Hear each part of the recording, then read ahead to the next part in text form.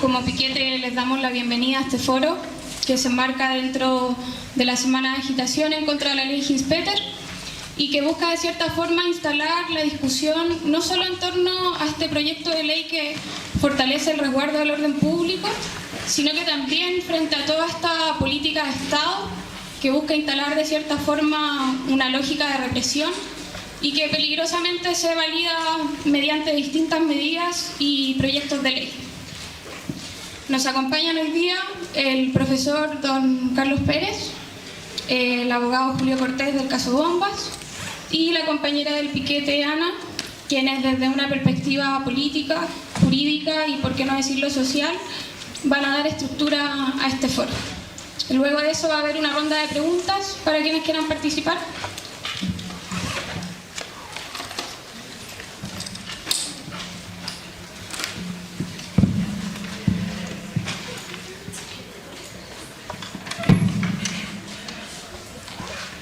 En primer lugar, quiero agradecer a los estudiantes que me invitan,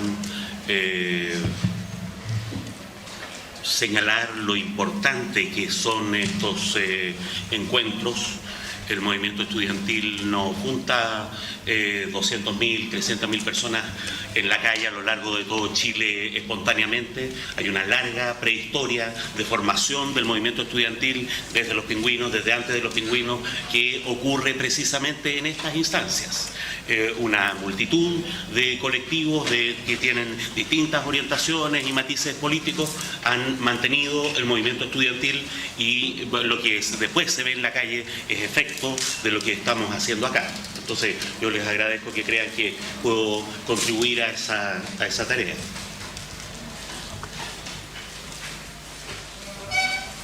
La ley pretendida Hinspeter es un acto de sinceridad en el fondo. Es un acto de sinceridad de un sistema de dominación, de explotación. Es un acto de sinceridad de un Estado de Derecho que favorece sistemáticamente a una clase social por sobre otra. De un Estado de Derecho que está concebido para defender los intereses de la burguesía. Hay que preguntarse acá en la escuela de Derecho, y es bueno que haya gente que no es de Derecho para que aprovechemos de hablar de ese tema, porque estamos en este ambiente. Yo voy a hablar desde el punto de vista marxista, hago lo posible por ser marxista, y desde el punto de vista de la filosofía del derecho, ¿sí? Esta es una ley que muestra la esencia del Estado de Derecho. La esencia. En Chile no hay, y nadie dice que hay, terrorismo, no hay guerra civil, no hay bandas armadas, salvo el narcotráfico y los carabineros encapuchados, ¿no? Las manifestaciones que ha habido durante los últimos 2 años, ¿no es cierto?, más agudas que las de los 20 años anteriores, han sido pacíficas. Las peticiones han sido justas, como dice el primer carepalo de la República, grandes, justas y generosas, ¿no? Incluso se ha detectado que la violencia viene desde fuera de las manifestaciones. Que hay evidencia, de repente agarran un paco, se esconden en el Congreso, qué sé yo. ¿Sí? En ese contexto, una ley, ¿no es cierto?, de estas características no va dirigida, ¿no es cierto?, no tiene un objetivo que uno podría decir, mire, este es el terrorismo, ¿no es cierto?, esta es la guerra civil que estamos tratando de enfrentar. No, esto es una ley claramente excesiva, una ley, sin embargo, llena de proyecciones, que confirma un giro esencial del espíritu jurídico que se ha ido imponiendo en el mundo capitalista desde hace unos 20 o 30 años, que confirma lo que la ley antiterrorista ya tiene y que va acentuando ese espíritu jurídico nuevo. ¿Sí? Una ley que además cuenta con un amplio respaldo tremendamente hipócrita de los políticos que dicen representarnos y que en realidad se representan a sí mismos. Noten que todos los que hablan en algún momento en contra de la ley Hinspeter no han sido capaces de derogar la ley antiterrorista, que es el precedente, ¿no? O peor aún, porque aquí hay una actitud, ¿no es cierto?, y en eso consiste hacer de la concertación eminentemente hipócrita, ¿no? La cuña va a la prensa, estamos en contra de las leyes, ¿no es cierto?, que criminalizan la protesta ciudadana, y sin embargo la ineficacia en el Congreso para sacarse esa costra de leyes, ¿no es cierto?, que no solo son de Pinochet, sino que han servido durante 20 años para reprimir a los mapuches, para reprimir a los estudiantes, qué sé yo, o para crear, ¿no es cierto?, como seguramente lo vamos a ver expuesto acá, para crear situaciones en que se dice Chile estaría al borde del terrorismo internacional, ¿no es cierto?, para hacer estos montajes que después, a su vez, de manera redundante, justifican, ¿no es cierto?, aparentemente esta ley. Este giro del derecho moderno, del derecho liberal, ¿no?, ha sido teorizado en la filosofía del derecho. Es algo que en el ámbito de la filosofía del derecho es conocido como el derecho penal del enemigo. Günter Jacobs, que es un filósofo y un jurista alemán, ¿no?, ha propuesto de manera sistemática lo que se ha ido, como doctrina, lo que se ha ido haciendo lentamente en las legislaciones de todos los países capitalistas. El derecho penal del enemigo no es una política penal, no, es una especie de infiltración del espíritu del derecho burgués por una doctrina que contradice el horizonte garantista, humanista, ¿no es cierto?, que tenía el derecho burgués, ¿no es cierto?, que era el horizonte utópico de la burguesía en sus momentos revolucionarios. El punto es cómo abordar un problema de filosofía del derecho. Cómo abordar, ¿no?, el problema de que haya personas que se ponen sistemáticamente en contra del Estado de Derecho. No sé si es necesario esto. Porque, a ver, si lo apagamos, a lo mejor suena mejor. Yo puedo hablar. Lo ponemos más lejos, a lo mejor, ¿eh? Porque siento... ¿Cómo se en este derecho penal del enemigo? ¿Cuál es el punto? El punto es que hay gente que se opone no a esta ley, no a la otra ley, sino al Estado de Derecho como conjunto, ¿sí? Günter Jacobs ha hecho una distinción que no es nada de novedosa, procede de Hobbes, fue confirmada por Kant, ¿no es cierto? Él razona, dice, mire, no es lo mismo el hombre como entidad natural que la persona como una persona jurídica susceptible, ¿no es cierto?, de ser imputado, ¿sí? Hay, por decirlo en términos de Kant, no personas en el sentido que todavía no alcanzan el grado jurídico de la imputabilidad, los niños. Los niños no son responsables penales, qué sé yo. Por el horror que la modernidad siente por la locura, los locos han sido llevados al grado, ¿no es cierto?, de no imputables. Pero Günter Jacobs va más allá, dice, los jóvenes desempleados, en la medida en que están fuera, ¿no es cierto?, de lo predecible, ¿no?, en la medida en que no aprendieron a internalizar conductas, en que les falta les falta la costumbre de comportarse como personas jurídicas responsables, en la medida en que se ocupan de intereses exclusivamente individuales, se ponen al margen, de hecho, se ponen al margen del Estado de Derecho. ¿Qué hacer con esos jóvenes? Y el extremo, ¿no es cierto?, es ver a los enemigos, ¿sí? Los enemigos, ¿no es cierto?, son aquellos que, Günter Jacobs, se apartan del derecho de modo duradero, ¿sí? No garantizan la seguridad cognitiva. Yo no puedo estar seguro de lo que van a hacer, ¿sí? Actúan de un modo inseguro, no calculable para nosotros, para la sociedad. Tienen actividades y profesiones no legítimas, ¿no? Se organizan, se estructuran para profesiones que no son legítimas. El enemigo. Noten ¿cuál es la lógica aquí? La lógica es que hay un continuo entre el terrorismo, el narcotráfico, los inmigrantes ilegales, y eso es explícito, ¿no?, la delincuencia. La guerra contra la delincuencia, la guerra contra los inmigrantes ilegales, la guerra contra el terrorismo tienen la misma lógica, ¿sí? Ahora, se trata de ir más allá, porque tenemos que proteger algo, ¿no? Hay un tránsito que las personas, ¿no es cierto?, que están en este borde, se han puesto fuera del Estado de Derecho, ¿no? Hay un tránsito que los muestra como enemigos o potenciales enemigos. La reincidencia, la habitualidad de esas conductas, la profesionalidad delictiva, dice Günter Jacobs. Hay gente que es profesional del delito, pero también personas que forman organizaciones para oponerse al Estado de Derecho. Personas que rechazan la legitimidad del orden jurídico, que persiguen su destrucción.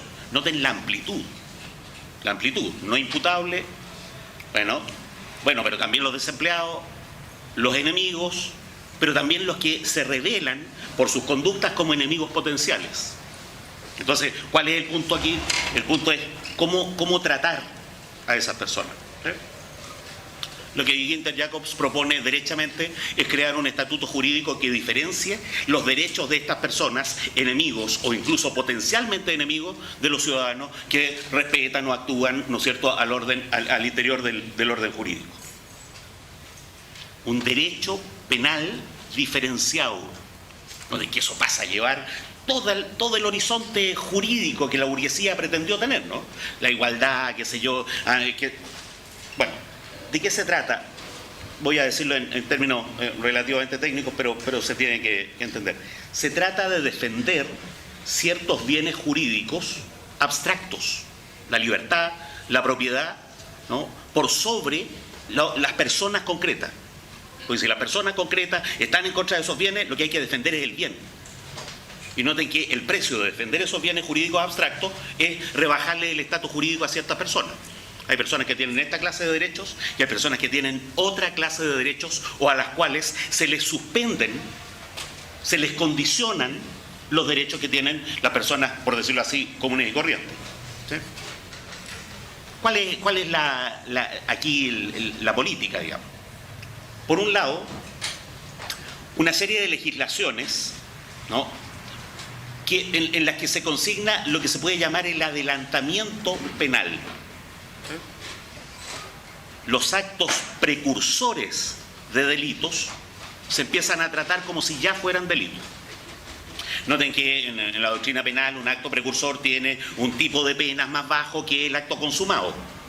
Bueno, pero ¿cuál es la idea del adelantamiento penal? Que se empieza a castigar con el mismo tipo de penas la posibilidad de cometer un delito, ¿no?, que el delito consumado. Hay una política de reducir en general las garantías procesales o las garantías carcelarias. ¿Sí? Hay una política de homologar, como decía, las penas de los actos, ¿no?, preparatorios a los actos consumados. ¿Sí? Hay una política de dictar leyes contra. Leyes penales contra. Leyes penales que tienen toda una retórica, que son, por eso esto se llama derecho penal del enemigo. ¿Por qué? Porque tienen toda una retórica en la cual la ley no habla universalmente de las personas jurídicas, sino que habla específicamente de aquellos que se tipifica de manera muy radical como enemigos de la sociedad. ¿Sí? Ahora, por otro lado, ¿no?, cuando uno mira ese horizonte jurídico, ¿qué es lo que ve?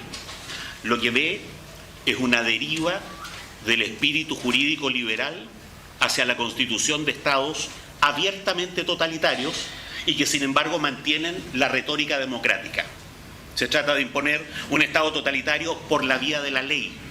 Se trata de imponer un estado totalitario que no es uniforme, ¿no? Un estado que es totalitario, pero cuyo carácter totalitario se nota más para algunos ciudadanos que para otros. ¿Sí? En democracia. En democracia, porque estas cosas se aprueban en el Parlamento. Y el Parlamento se supone que representa a los ciudadanos. Pero noten entonces que no solo hay una decadencia del horizonte jurídico liberal, sino que hay una decadencia de la pretensión democrática también. Porque para que esto sea posible, la democracia tiene que dejar de ser democracia participativa, tiene que dejar de ser democracia como emancipación humana y tiene que convertirse simplemente en un mecanismo de legitimación, en un mecanismo de administración de las diferencias sociales, un mecanismo en el cual, ¿no?, ya los ciudadanos no son representados por unos ciertos políticos, sino que los políticos representan al poder frente a los ciudadanos. Y entonces eso es lo que la gente llama, ¿no es cierto?, incluso ellos, la clase política, representándose a sí misma, representando los intereses del poder, usando la democracia como forma de administración. Esto es una torpeza, es una torpeza.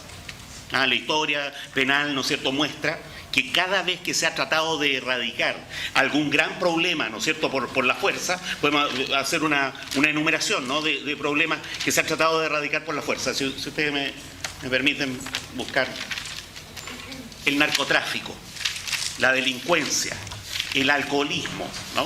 Es decir, cuando uno empieza a pensar en todos los problemas para los cuales se han creado penas para resolverlo, ¿no? Esas penas, ¿no?, en lugar de resolver el problema, lo agravan, ¿sí? Cuando se trata de reprimir por la fuerza las protestas ciudadanas, lo que surge es más protesta ciudadana. Entonces, el agravar el carácter penal, ¿no es cierto?, agravar el grado, ¿no es cierto?, con que el derecho trata a estas personas, es una torpeza, pero una torpeza apoyada en la fuerza. Uno dice que es una torpeza suponiendo que ellos tratan de hacer las cosas de manera razonable. ¿Pero de qué se trata un Estado totalitario? En que ya no se trata de una política razonable. Aquí, independientemente de la eficacia que tenga, se espera tener las herramientas jurídicas para que la democracia funcione auténticamente como administración o, en los lugares en que no se pueda administrar, derechamente como represión. Eso es un Estado totalitario. Mi opinión es que tenemos derecho a oponernos a esta diferenciación jurídica. Curiosamente, tenemos derecho a oponernos en nombre del horizonte liberal. Hay una situación en que ser liberal es ser subversivo. Una situación para la cual, ¿no es cierto?, ni siquiera es necesario ser marxista, ¿sí? Si uno toma los grandes teóricos, ¿no es cierto?, de la humanización del derecho penal, perfectamente liberales, perfectamente burgueses, tiene argumentos, ¿no? Más allá, tenemos derecho a manifestar a través de la violencia de masas que los ciudadanos no estamos dispuestos a ser administrados por un Estado totalitario. Ellos están radicalizando la violencia de la paz, la violencia de ese estado de violencia al que llaman paz. Nosotros tenemos derecho a responder a esa violencia jurídica, a esa violencia administrada, a esa violencia que nos presentan como derecho a través de la violencia de masas. Y cuando los ciudadanos salen a la calle, cuando los ciudadanos salen a tomarse los colegios, cuando los ciudadanos marchan o se toman la fábrica, lo que queda en evidencia es lo que puede quedar en evidencia es la torpeza, es la ineficacia. No se puede ganar una guerra contra un pueblo, pero para eso es necesario que el conjunto del movimiento popular asuma que lo que ellos llaman paz en realidad es una guerra, y este tipo de actos confirma ese carácter violentista de lo que llaman democracia, de lo que llaman orden. Sin embargo, tal como ellos radicalizan la violencia de lo que llaman paz, nosotros tenemos que humanizar la violencia que llamamos revolucionaria. Aquí no se trata de cambiar un Estado totalitario por otro. Nuestro horizonte no es que haya, ¿no es cierto?, una dictadura totalitaria de proletariado. La violencia de masas tiene que ser una violencia humanista. Voy a decirlo de esta manera, y lo propongo como problema jurídico. No, el enemigo debe tener los mismos derechos que tenemos nosotros. Eso es lo que marca la diferencia entre la violencia de clase, ¿no?, y la violencia que nosotros estamos dispuestos a hacer para liberar al conjunto de la humanidad. Tenemos derecho a la violencia revolucionaria en contra del Estado represivo. El límite ético de ese derecho es que la violencia revolucionaria es violencia de masas. Tenemos derecho, tal como reivindicamos la violencia de masas, a criticar la violencia vanguardista, la violencia que niega el derecho de aquel que es el antagonista. Tenemos derecho a criticar la violencia vengativa. La violencia revolucionaria no tiene la lógica de una venganza. Lo que estamos buscando es la justicia, no la venganza. La venganza, la represión, es la herramienta de las clases dominantes. Nuestra herramienta, nuestro horizonte, es el horizonte de la libertad, es el horizonte de la justicia.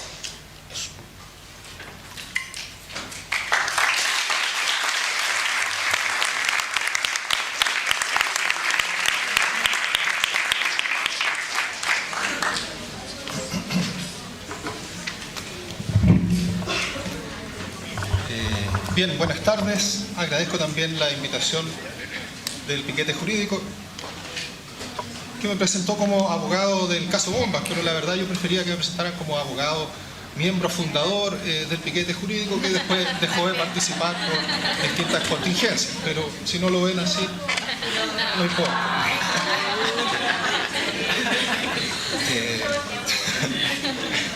Y pasamos directamente al tema que nos convoca, porque la vida es eterna en 5 minutos, pero 20 minutos se hacen bastante cortos para tratar todo esto. Digo que 20 minutos se hacen bastante cortos, así que voy al grano. Lo primero, afirmar que desde una perspectiva materialista histórica, en la cual incluyo al marxismo y al anarquismo, el derecho es violencia. El derecho es violencia, en primer lugar, porque legitima, reproduce y oculta relaciones sociales que históricamente fueron impuestas por la fuerza y una violencia, digamos, originaria que se sigue reproduciendo hasta el día de hoy. La gran gracia que tiene es que se plantea hacia el público, hacia los ciudadanos, como si eso no fuera violencia, sino orden público. Y el derecho de violencia también en cuanto contempla siempre la posibilidad de ejercer directamente la violencia mediante lo que llama de manera muy gráfica la fuerza pública. En el capítulo sobre acumulación originaria del capital, en el Capital de Marx, libro 1, digamos,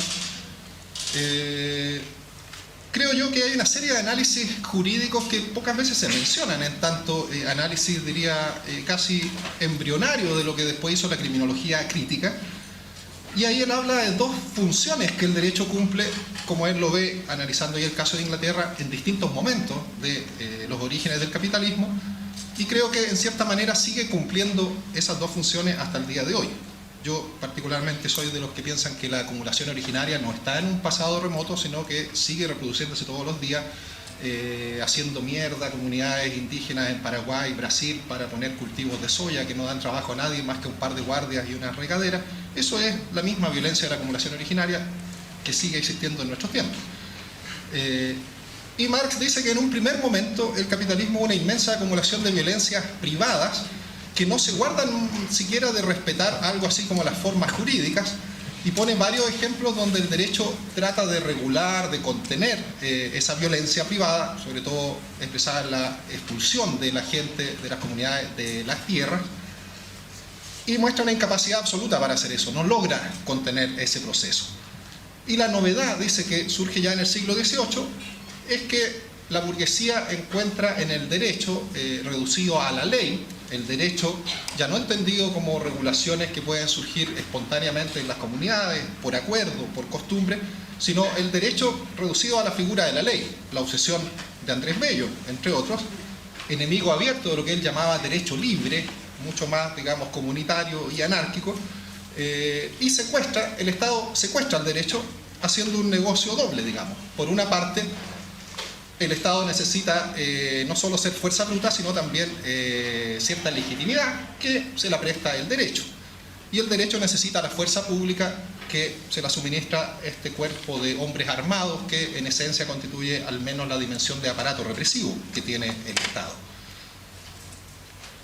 Y ahí entonces empieza esta segunda función, donde la ley misma en sí es parte de esta violencia de la clase dominante contra el resto de la comunidad humana, e impone su propio concepto de orden. Y esto es lo que está en discusión acá. Esta ley se llama de resguardo del orden público, de reforzamiento del resguardo del orden público, algo así es lo que dice el mensaje. Y frente a eso, entonces, yo creo que la pregunta que estamos obligados a hacernos es: ¿cuál orden público? ¿Cuál orden público? Porque recién, casualmente trabajando en otro tema, me encontraba con el artículo 28 de la Declaración Universal de Derechos Humanos, que en relación, si bien es del siglo XX, creo que expresa bien lo que Carlos Pérez llamaba como todavía el horizonte utópico, liberal y burgués, y agregaría socialdemócrata por la época en que ocurre. Y ahí dicen: toda persona tiene derecho a que se establezca un orden social e internacional en que los principios, libertades y derechos de esta declaración se hagan plenamente efectivos. Si uno se tomara en serio eso, diría: claramente no es ese el orden público que tenemos en Chile ni en el resto del mundo, y no necesito ser ni anarco-marxista, ni marxista-libertario, ni marxista-leninista o lo que se quiera, para justificar que frente a un orden que no respeta eso, uno tiene el legítimo derecho de rebelión. Como decía Eduardo Noboa Monreal en un texto de 1968, Derecho, Justicia y Violencia, dice: para afirmar eso nos basta incluso con la filosofía cristiana. Y es así, es verdad, digamos, frente a un orden que sistemáticamente reproduce una violencia contra la mayor parte de la humanidad, Y yo diría que hasta contra la burguesía misma, digamos, nuestra burguesía, pese a que vive mejor que todo el resto del mundo, tampoco parece una clase feliz y desangustiada, digamos. Y en este punto, todos los que estamos adentro del mundo regido por el capitalismo, sufrimos sistemáticamente los efectos de una violencia que a esta altura ya adquiere ribetes que diría que son patológicos. Pero es esa clase la que nos impone su concepto de orden público, y al respecto tengo, por ejemplo, una definición de orden público que me parece bastante graciosa, porque es la que da ni más ni menos que Pinochet. Ortega y Gasset decía: el orden no es una presión que desde fuera se ejerce sobre la sociedad, sino un equilibrio que se suscita en su interior. Probablemente en una sociedad que respetara efectivamente los derechos y libertades de todas las personas, ese equilibrio surgiría por sí solo, y el nivel de represión mínima necesaria respecto a algunas conductas sería en realidad bastante bajo y sería el horizonte utópico, digamos, del abolicionismo o del derecho penal mínimo. Pero ese es un concepto de orden que lo relaciona más bien a equilibrio, no a un acto de fuerza. Pinochet, en cambio, que se autodenominaba un atento lector de Ortega y Gasset, pero el pobre imbécil pensaba que eran dos personas, lo citaba como los señores Ortega y Gasset. Pinochet dice: ninguna institución puede funcionar en buena forma si existen en su seno el caos y la anarquía. Deben, en efecto, darse jerarquías, funciones y responsabilidades. En una palabra, orden. Pero todas estas definiciones son tan móviles que podemos encontrar hasta un cierto sector de anarquistas que dicen que la anarquía es la más alta expresión del orden. Conclusión: cada uno entiende el orden como quiere, de acuerdo a sus intereses, adscripción de clase y otro tipo de factores ideológicos, generales o personales. Pero el orden público que viene a reforzar el proyecto de ley Hinz-Peter creo que queda graficado de manera bastante clara por el hecho de que no se ha hablado mucho de esto, pero el proyecto surge de la Cámara Nacional de Comercio. La Cámara Nacional de Comercio plantea que esta seguidilla de a lo menos 2 grandes marchas por mes, con los consecuentes destrozos que en general, más allá de la imagen de vandalismo ciego, yo diría que en general, por lo que es mi propia observación callejera de hartos años, cuando el proletariado juvenil se violenta contra los bancos, contra las grandes cadenas comerciales, contra la policía, contra el Estado, el capital y también la Iglesia, que cómo no va a merecer su parte también, digamos. Y esos son los objetivos. No es por lo general una violencia ciega contra cualquier persona, entonces no es raro que la Cámara Nacional de Comercio haya estimado que si seguíamos así en este caos y anarquía, no sé a dónde íbamos a llegar, entonces se necesitaba reforzar el orden a través de una modificación importante del nivel que en criminología llaman criminalización primaria, es decir, el ámbito donde el legislador se pone de acuerdo sobre qué sancionar y cómo. Y la verdad es que en tiempos normales, que no podemos decir que la represión sea baja, lo que ocurre es que en general en tiempos normales el aparato de criminalización está volcado a lo que denominan lumpenproletariado o subproletariado, una represión de tipo más, aparentemente más económica que política, contra personas que como modo de subsistencia cometen delitos de manera más o menos permanente, habitual. Y esos son los que llenan las cárceles, pero incluso si medimos ese nivel, vamos en 50.000 presos, y el promedio de elevación de la población carcelaria es algo brutal que nos hace cuestionar incluso esta dinámica, esta dialéctica entre dictadura y democracia. Se encarcela mucho más pobres, porque esos son los que se encarcela en Chile, desde que llega la concertación al gobierno. Cuando llega la concertación hay 20.000 presos y ahora, digamos, le entregan al gobierno de derecha la cifra de 50.000, con los aportes nada menores de Ricardo Lagos y su figura de las cárceles concesionadas, y Michelle Bachelet, la madre de Chile, que nos obsequió la ley de agenda corta, que es eso lo que genera un nivel mucho mayor de encarcelamiento.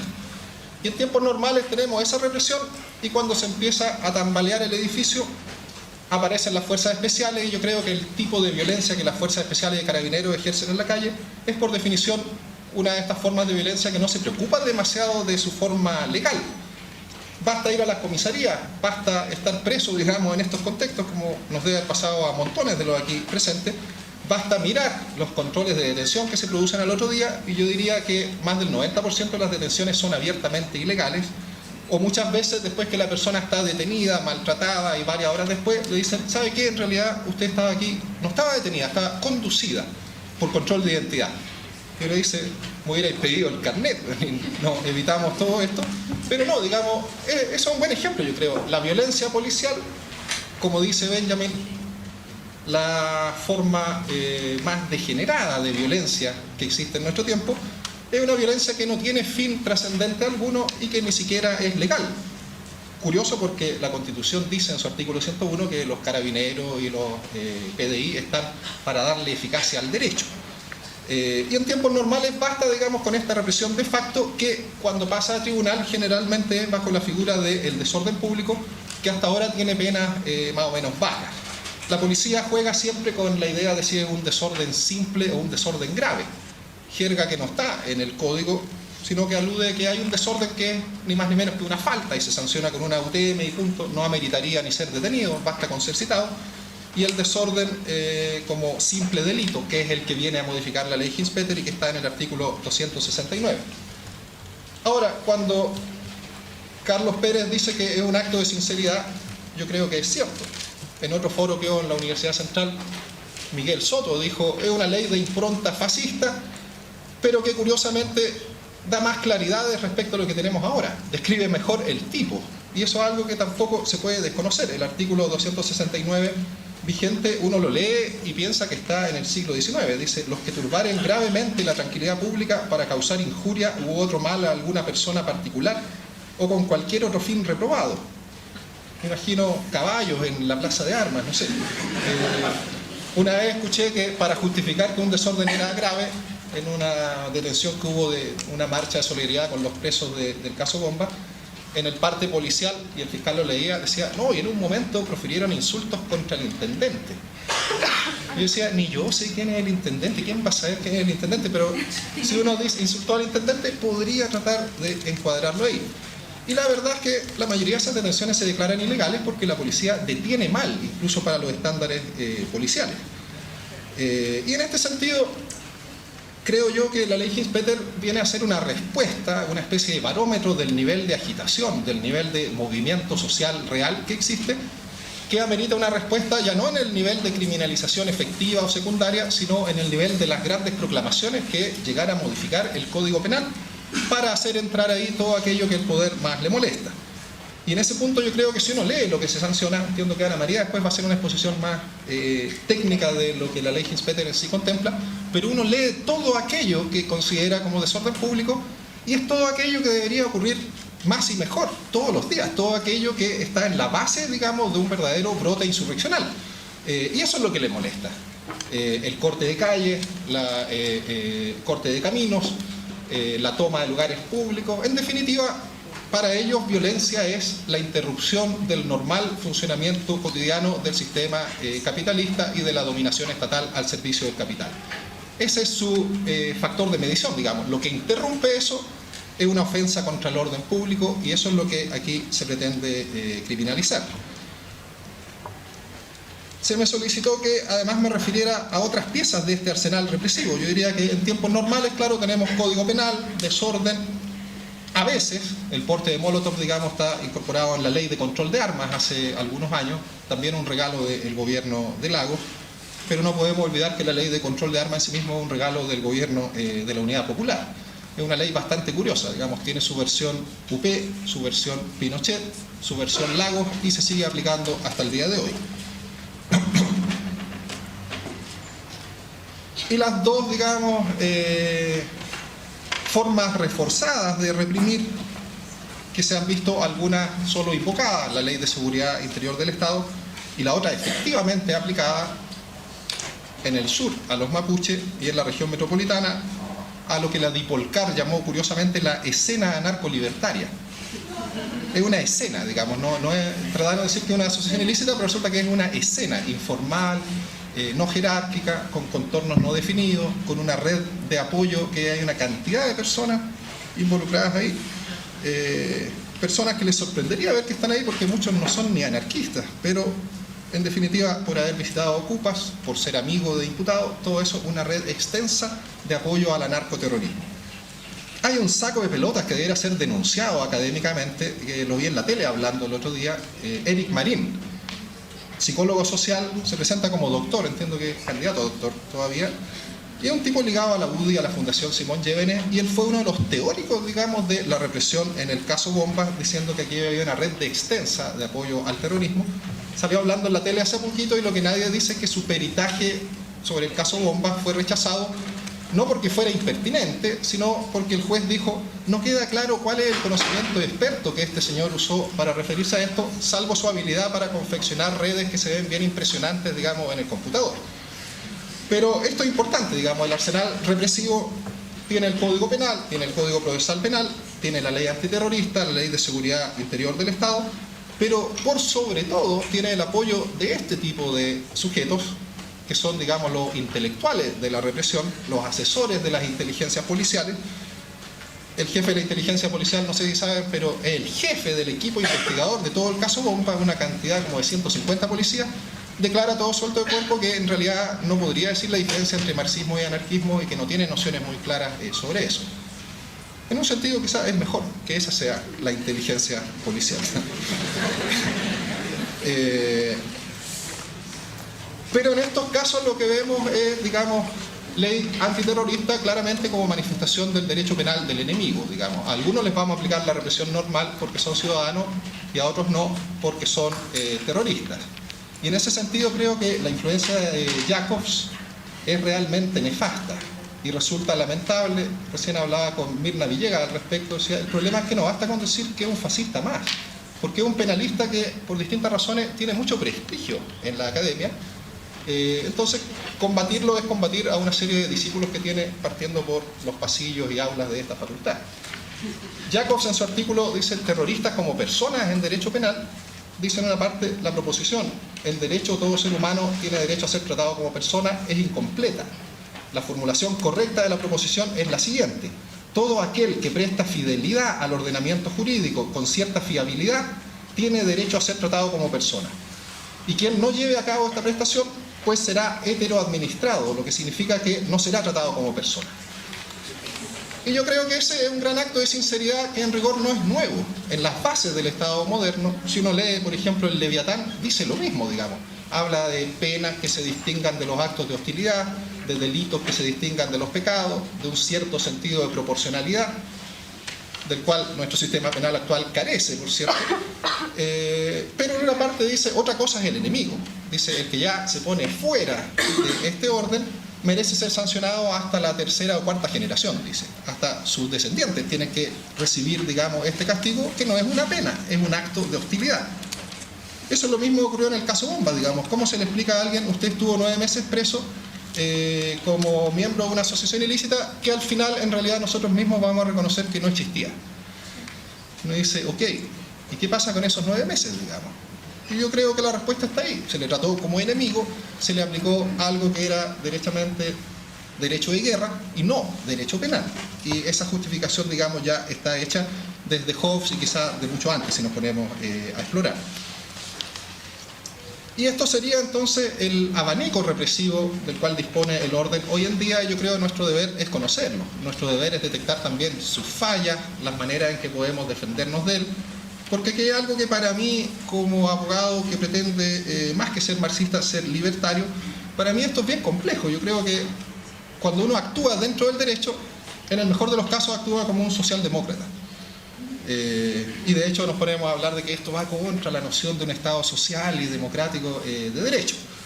Y yo no creo que el Estado sea para garantizarle derechos a nadie. El Estado es para imponer un orden por la fuerza y hacer que después siga funcionando.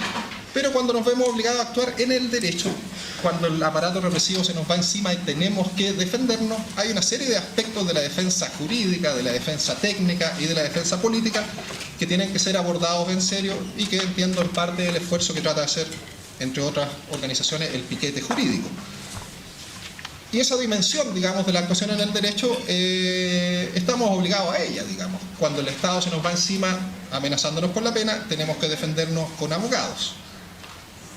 Pero en el nivel, digamos, de la estrategia o la táctica, no sé a este nivel cómo verlo, para hacer frente a este tipo de cuestiones como la ley Hinspeter, yo creo que ahí es donde tenemos que darle varias vueltas, sin dejar, digamos, de agitar activamente en contra de ella.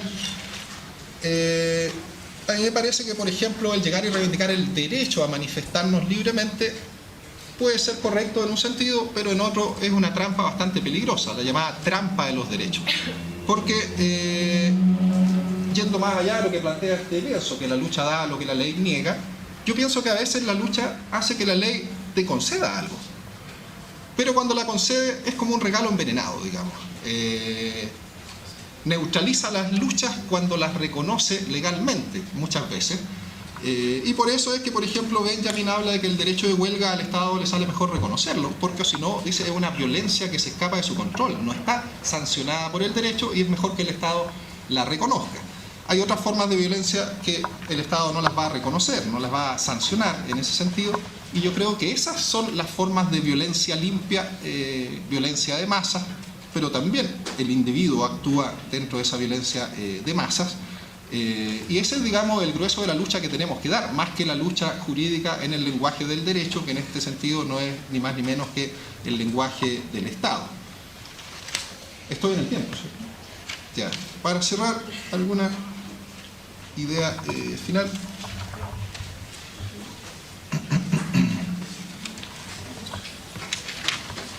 No, para terminar, sencillamente dejo planteado un dilema, es decir, cuando Ramón atentó contra Silva Renard, ¿eso fue un acto de venganza o un acto de justicia? O las dos cosas a la vez. Cuando la BOP ejecutó a Pérez Zukovich, ¿fue un acto de venganza o un acto de justicia? La izquierda oficial dice que fue un acto de infiltración. Pero Pérez Zukovich de alguna manera tenía que responder, y esa fue la respuesta que algunos le exigieron, la respuesta que algunos tomaron. Y yo creo que siempre está este dilema, actos de venganza o actos de justicia. Y uno puede estar muy de acuerdo con que la violencia limpia es violencia de masas, pero cuando uno va y hace un rayado solo, no está actuando como un individualista, sino que está actuando como un individuo que se siente parte de una clase en lucha y que a veces le toca actuar solo. Y eso le puede pasar al que enfrenta la lucha armada, eso le puede pasar al que piensa que dañar ciertas instalaciones del capital con artefactos explosivos es parte de la lucha contra el capital. Y yo creo que en ese punto lo que da el carácter de violencia limpia o violencia, digamos, obscena, que es la del Estado y del capital, es más bien el programa histórico en el cual se enmarca, y la violencia que tiende a la disolución del Estado y de las clases, para mí siempre va a ser violencia limpia.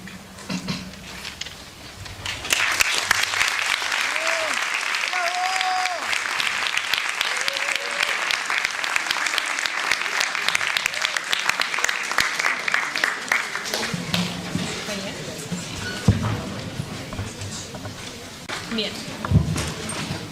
Vamos a la... ¿Se escucha bien, cierto? ¿Sí? Bien, vamos a la tercera parte y final de este foro. Mi objetivo va a ser retomar muchas de las ideas ya expuestas por los expositores anteriores y analizar los puntos principales del actual proyecto de ley Hinz-Peter. No es ley todavía, aclarar eso, porque de pronto han aparecido en algunos blogs alguna información que se indica como ya una ley aprobada. No, aún se está tramitando, entiendo que está en la Cámara de Diputados todavía. Bien, me interesa principalmente situar este proyecto de ley como una parte más dentro de una política de represión del Estado. Y en eso ya han argumentado fuertemente los expositores anteriores. No es casualidad, no es único este proyecto de ley. ¿Cómo hago para situar esta idea de entenderlo como una parte más de la represión jurídica que establece el Estado? Por una parte mencionaré ya las leyes mencionadas también anteriormente, leyes emblemáticamente represivas, y por otra parte también mencionaré otros proyectos que tienen un perfil similar al proyecto de ley Hinz-Peter, que actualmente están dando vuelta en el Congreso, que se están tramitando y que eventualmente también podrían aprobarse.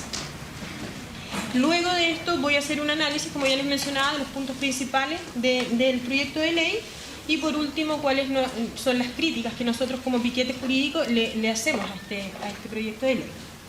Bien, vamos a la primera parte. Leyes emblemáticamente represivas. Parto con la Ley de Seguridad Interior del Estado, que si bien nace por ahí por el 58, se fortalece sustancialmente en el 75, tiempo de dictadura, y es una de las principales y primeras herramientas que usa la dictadura para reprimir, para encarcelar a quienes no había matado en realidad, porque no utiliza esta herramienta más legítima para torturar, para violentar, como legítimamente legitimado por el derecho. Luego aparece el decreto supremo, unos años después aparece el decreto supremo 1086, que es el que viene a regular el derecho a reunión. La Constitución del 80 agrega como un derecho fundamental y garantizado por un Estado de Derecho que se supone vivimos, y 2 años después viene a aparecer este decreto supremo que limita el derecho a reunión. Agrega como requisitos necesarios para todo tipo de manifestación, movilización, la solicitud de la autorización del intendente o gobernante según corresponde.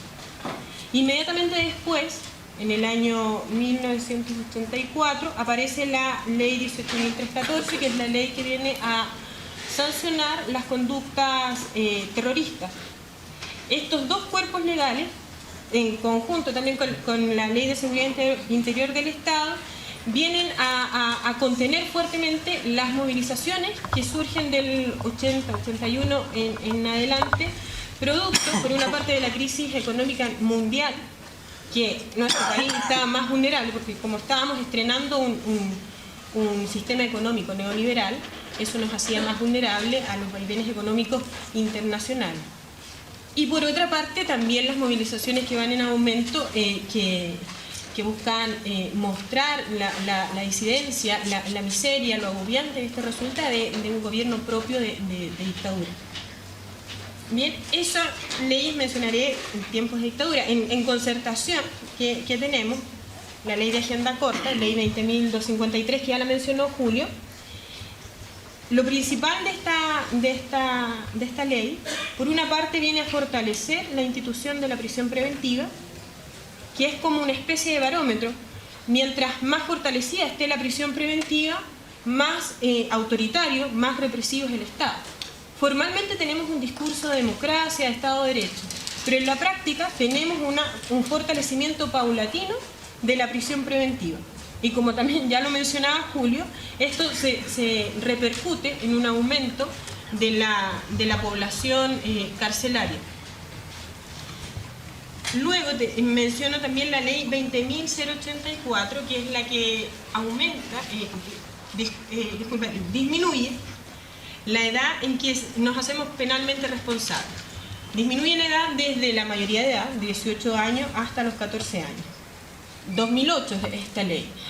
Está enfocada así prácticamente a los menores de edad, a los que habían generado y habían sido protagonistas principales de la Revolución Pingüina. Entonces viene a mermar, viene a amenazar, viene a como dejarlos fuera de combate. Bien, eso por la parte de leyes históricamente represivas y que todos ya conocemos. Por otra forma de situar, otro elemento que me sirve para situar este proyecto de ley como un elemento más dentro de una estrategia de represión, son los proyectos de ley que actualmente están dando vueltas en el Congreso. Como ya lo decía, esto no es original, si bien es más completo, es más amplio. Sí, hay otros proyectos de ley que mencionaré algunos recientes y que son incluso risibles. Por ejemplo, en junio del año 2011 se ingresó un proyecto que busca sancionar con penas de hasta 61 días todo tipo de rayado o grafiti. En el mismo sentido, en agosto del año 2011 se ingresa al Parlamento un proyecto de ley que busca generar un registro de toda venta de aerosol.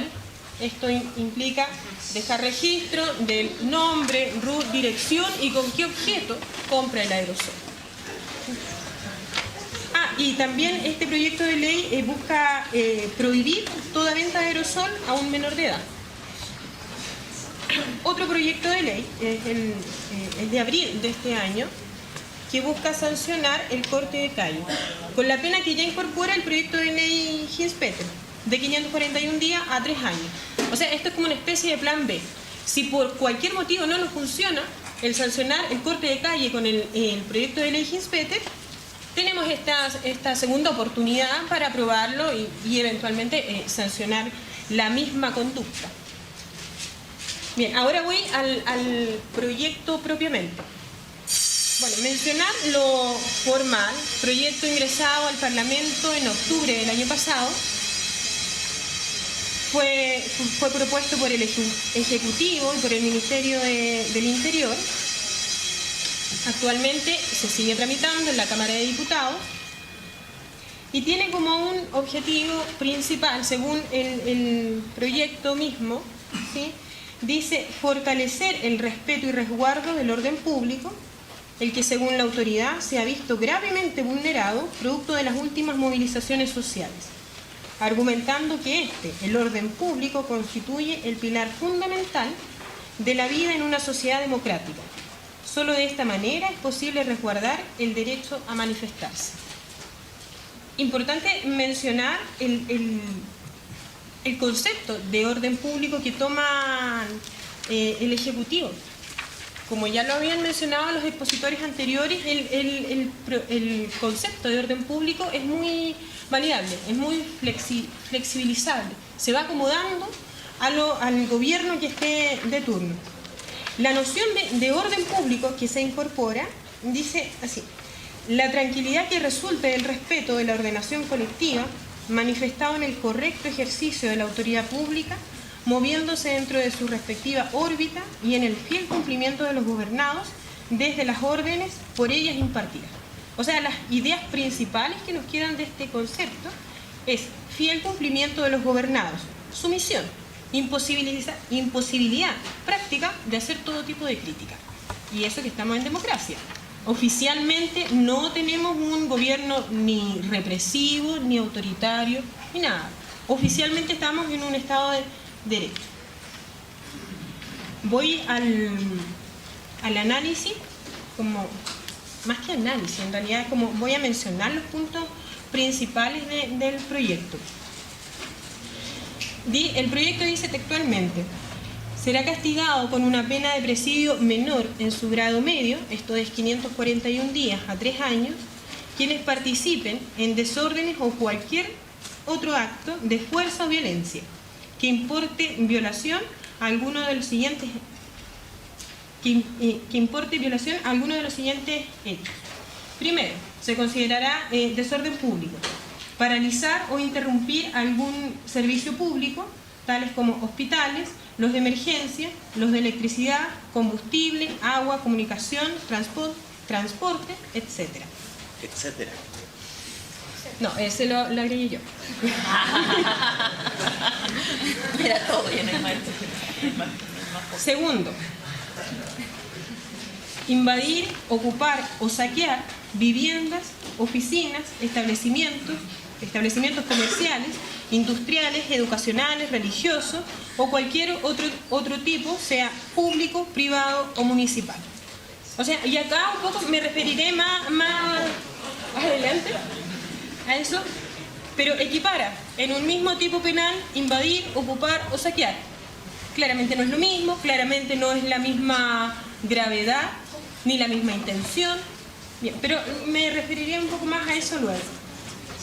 Tercer tipo de desorden público: impedir o alterar la libre circulación de las personas o vehículos por puentes, calles, caminos y otros bienes de uso público semejante.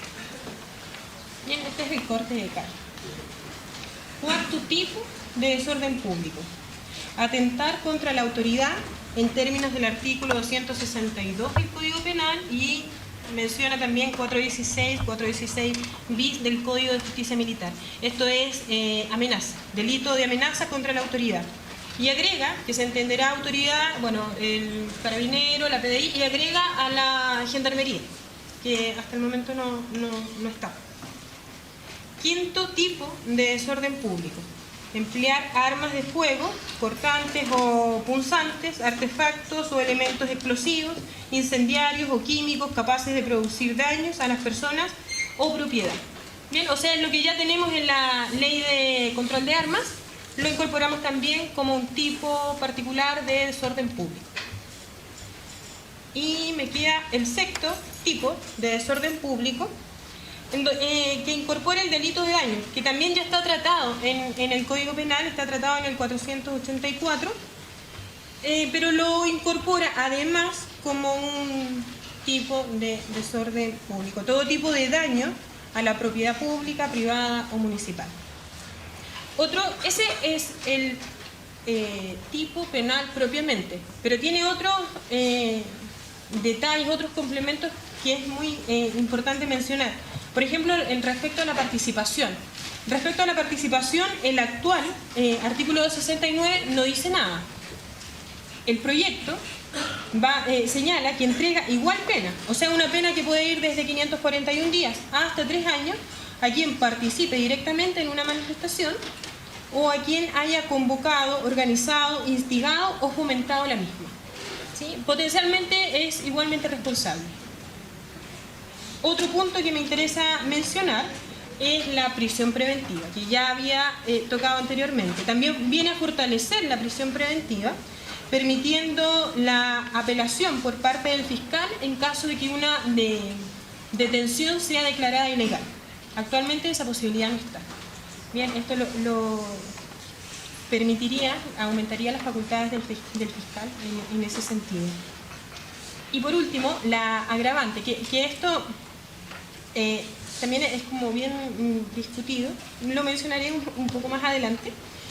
La agravante, este proyecto de ley incorpora una agravante particular que señala, se impondrá la pena máxima, 3 años, a los responsables que actuaren con el rostro cubierto o utilizando cualquier otro elemento que impida, dificulte o retarde la identificación del hecho. Este es un agravante particular solamente para el delito de desorden público. Bien. Y ahora vamos como a ¿qué opinamos nosotros? ¿Cuál es como nuestra posición respecto a este proyecto? Las críticas han sido transversales, o sea, han habido críticas bastante jurídicas y en general consideramos, y particularmente también lo considero, que no es necesario ser muy incendiario, muy revolucionario, muy rojo así para sus cosas, para poder criticar este proyecto de ley. Bien. Y parto por las críticas jurídicas. Atenta contra el principio fundamental del derecho penal, que el derecho penal es una última razón. Bien, o sea, el último recurso que debe utilizar el Estado para poder contener, controlar una situación que considera grave para la convivencia social. Pero acá lo utiliza de buenas a primeras. Uno sale a la calle con un cartel y derecho penal de inmediato. No hay un diálogo, no hay conversación, nada, de inmediato. Segunda crítica, sí, también bastante jurídica, sitúa que ya lo había mencionado, ya lo había adelantado un poco, este proyecto de ley sitúa en un mismo nivel de punibilidad acciones muy distintas, muy diversas. En su fundamento, como también ya lo mencionaba, la ocupación de un establecimiento público o privado la equipara al saqueo. Una tercera crítica respecto a la participación, punto también lo mencionaba. Claramente la intención y en el acto son cuestiones completamente distintas. El comentar, el incitar, el organizar, el llamar a una marcha, a una movilización, que ir y el verse involucrado en un desorden público. Y eventualmente tampoco es... El hecho de ir a una marcha no tiene por qué repercutir necesariamente en un desorden público, en una situación violenta. Cuarta crítica, respecto a la pena, elimina la posibilidad de cambiar la pena de cárcel por multa y aumenta la pena groseramente, pasa de un máximo que tenía de 61 días establece como un mínimo, Establece el mínimo en 541 días y un máximo de 3 años. Bien. Cuarta crítica, respecto al corte de calle. Es una pena excesiva. Es una acción que contempla la pena máxima, como ya se los mencionaba, que es de 3 años. Y acá sitúo el ejemplo de la legislación argentina. Quizás esto de pronto nos sirve para ver que estamos normalizando de tal manera, porque legitimamos lo peligroso de este tipo de proyectos de ley, que por una parte está el Estado cumpliendo su rol propio, casi, bien, de reprimir, de limitar, pero lo realmente peligroso es cuando la generalidad, la ciudadanía, el pueblo, no sé cómo, el concepto que queramos utilizar, lo legitima y lo valida, que es lo que muchas veces pasa acá. Bien, voy a citar 3 puntos que me parecen importantes, como para aclarar cuál es la visión del autor. Él dice, se entiende por protesta las quejas avanzadas por ciertos grupos que ven sus necesidades básicas insatisfechas. Quejas que tienen que ver con reclamos por la carencia de trabajo, por ejemplo, vivienda digna, asistencia sanitaria, protección social. También agrega que él propone defender una visión de la democracia en donde ésta se construye a través de un proceso de discusión colectiva, preocupando porque todos, especialmente aquellos más afectados por las decisiones de la autoridad, puedan intervenir y dar su opinión respecto a aquello que se está decidiendo. Bien, y por último, él señala la protección de la libertad de expresión se vuelve más relevante al tratarse cuestiones relacionadas con necesidades básicas e insatisfechas. Hablamos entonces de reclamos que tienen una jerarquía superior y merecen un trato especial.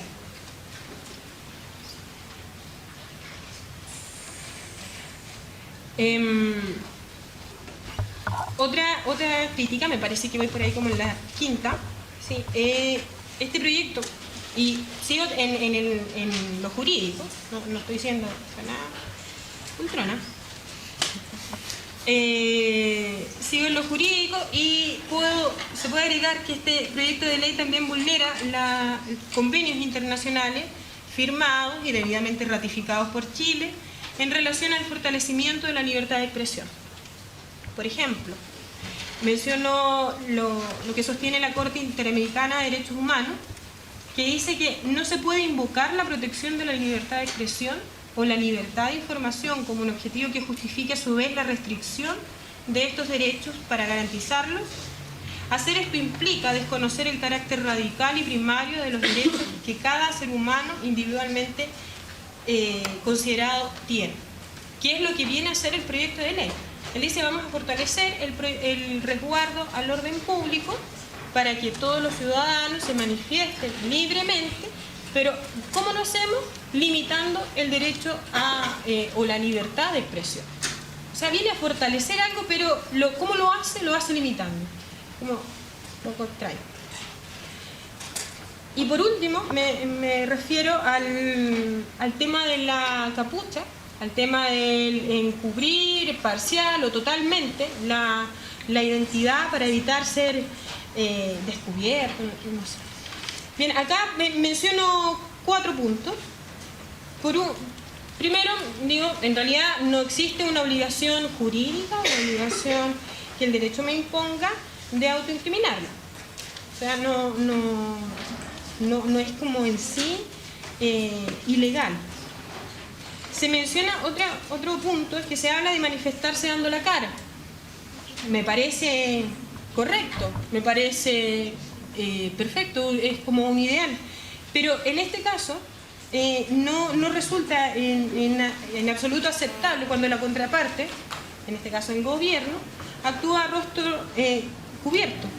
El gobierno se escuda en sus policías, las policías se escudan en sus uniformes, cascos, todo tipo de indumentaria, que además de protegerlos de cualquier acto violento, también dificulta que los podamos identificar. No es en absoluto fácil identificar un carabinero, un fuerza especial, ¿no? A uno le pueden dar su lumazo y ¿cómo lo identifica? No, en la práctica hay un encapuchado, hay el gobierno, la autoridad, actúa cubriéndose la cara y nos exige que nosotros actuemos limpiamente como a rostro descubierto. Creo que no están las condiciones para eso.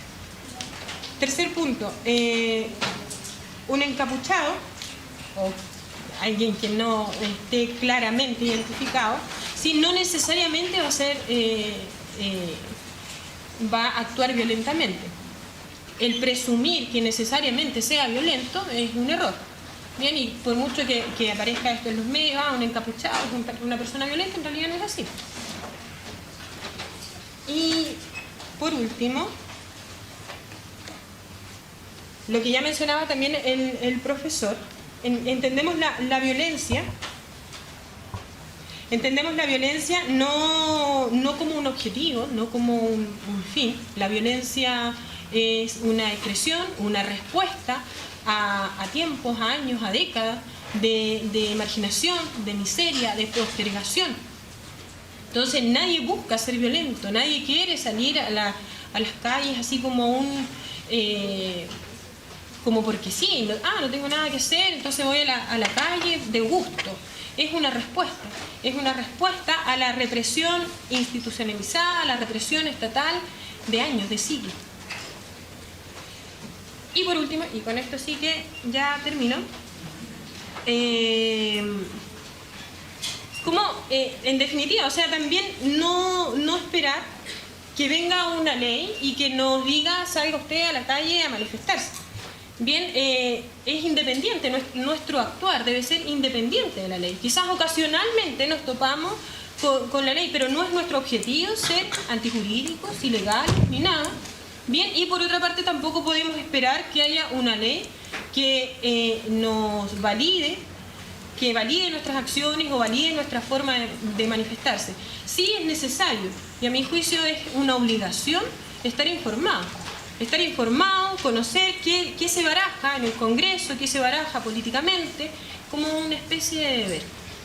Bien, pero no estar esperando que haya una ley que me legitime o me facilite el hecho de movilizarme, de manifestarme. Entonces, el objetivo nuestro es informar, ayudar a dar a conocer este proyecto de ley, que lo discutamos, que nos demos cuenta de cuáles son el objetivo del gobierno, del Estado. Bien, pero no nos convence mucho eso nos oponemos fuertemente a un proyecto de ley porque esto va a afectar o va a vulnerar nuestras acciones. Nuestras acciones van más allá de la ley y eventualmente nos topamos con la ley. Bien. Ya.